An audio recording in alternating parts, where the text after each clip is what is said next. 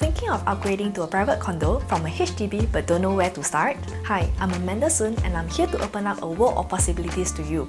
I'll be sharing with you a few scenarios and their pros and cons. So these are the possible options for you to take should you choose to take the step of upgrading. Here we go. Option 1. Buy then sell. Let's take a look at Jimmy and Audrey, husband and wife, and both are Singaporeans. By paying 12% additional buyer's stamp duty upfront, they can first buy a resale private condo and apply for a refund of this ABSD via the remission scheme as long as they sell their HDB flat within 6 months. Should they purchase a new launch where the development is still under construction, they will be able to apply for the same refund as long as they sell their HDB flat within 6 months from the TOP date of their new home. The advantage of taking this option is that Jimmy and Audrey will have sufficient time to renovate their new home without time pressure. Buying a new condo before selling your flat will also eliminate the possibility of them having to move twice. However, the disadvantage will be the upfront cash or CPF required to pay for the ABSD. Assuming the new property is $1.5 million, the ABSD will come up to $180,000, which is a pretty hefty sum of money.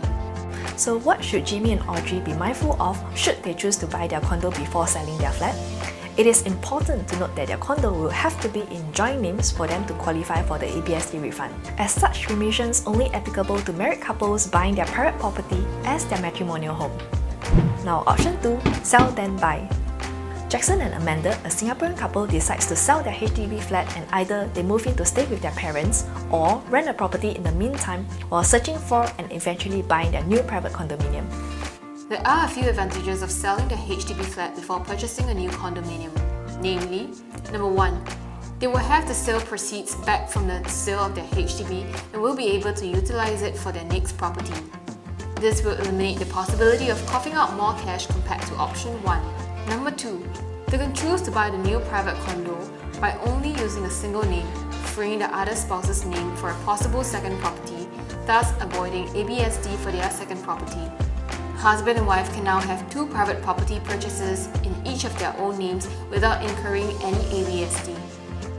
The disadvantages will be, firstly, having to move twice, first to their parents' or rental flat, and then eventually to their new home. Secondly, if they are renting, they will also have to pay rent while they are searching for their new home, which can easily cost up to $30,000 a year, assuming that rent is $2,500 a month. Option 3. Sell, then buy back to back. Jonathan and Ariel sold their HDB flat and bought another resale private condominium immediately after their HDB flat has been exercised. The HDB sales process typically takes approximately 3 months and the sales process of a private condominium can be anything between 8 weeks to 12 weeks. Jonathan and Ariel will likely need to negotiate for an extension of stay up to 3 months with their HDB buyer in order to allow themselves enough time to transition to the condo, giving them a small window of time to renovate the condo as required.